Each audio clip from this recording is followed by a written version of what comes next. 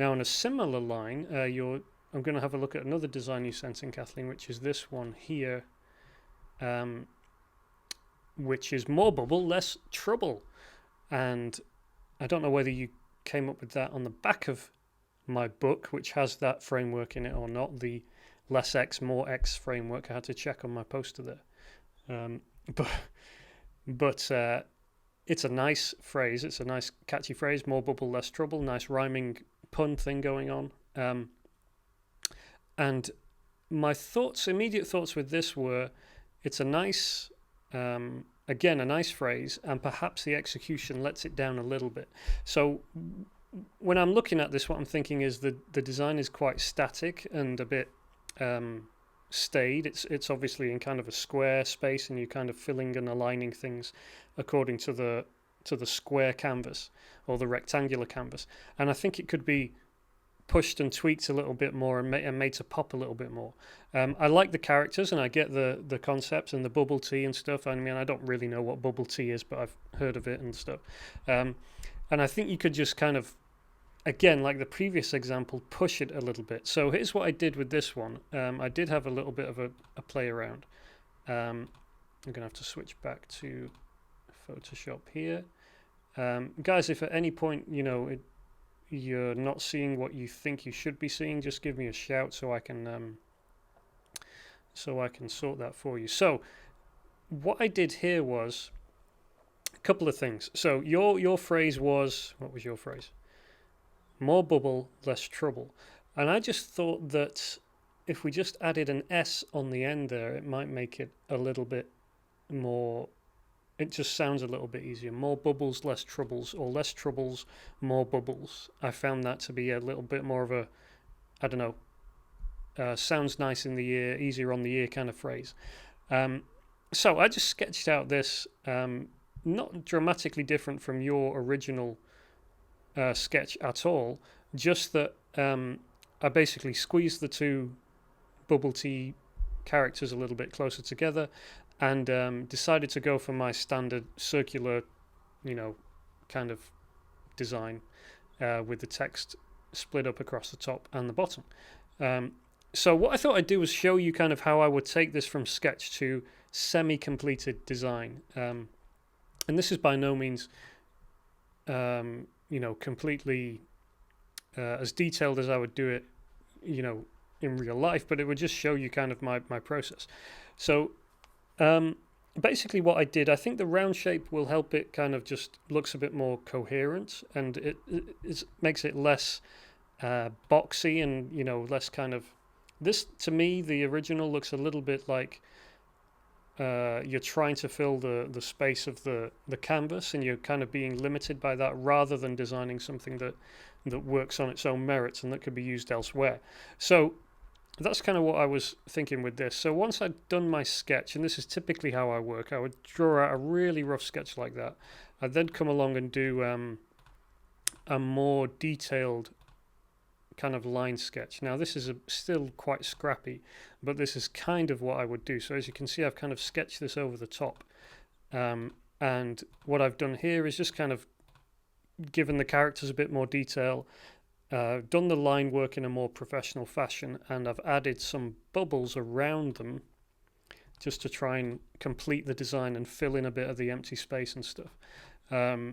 So once I'd done that, I then wanted to add in the colours, so I sketched in behind it some colours, and I like you had this green and this pink colour going on, so I've used those. I've just kind of used a bit more extreme versions of that.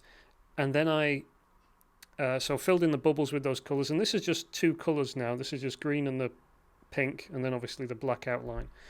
So then I thought, what if we wanted to do this design on black, which is, I think your original is on navy or black? Yeah, it's on kind of, is that navy? That's black. So I thought, well, try and keep it on the black design, and then you'll see what happens if I put the black background in. And this happens because, of course, we've got a black outline only on a transparent background. And then when we put the black in, obviously it doesn't work. It looks kind of creepy like this. But you can see the colours pop, the colours work but it needs a bit of help to help things stand out. So what I would typically do then in this situation is take a white or a light color and then go in, and I basically kind of dropped the background a little bit so I could see what I was doing, and I drew this white background in, and you can see what I've done is I've colored behind the eyes of the characters to make those stand out. I've colored kind of the dead space where the top of the cups are and the straw, and then I've given it this white outline, which, as you'll see if I increase the background fill now, makes it stand out completely. So here it was without the white, and then here it is with the white, and you can see everything now pops together. Finally, to add the text, I just looked for like a font that would kind of work, and found one that was called Bubblegum, I think, which worked. Now, obviously, this sketch is, I don't know how well you can see the sketch, but it's actually pretty rough. I haven't done a good job of colouring it in and stuff. But hopefully that gives you an idea of how I would typically take something and move it from sketch to completion. So we started all the way back here with just a simple sketch.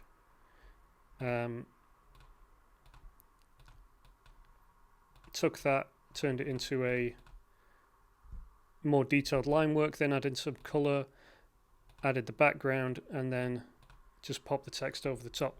So I think if we were to compare these two, going back to your one, Kathleen, if I can grab the image and bring it into Photoshop.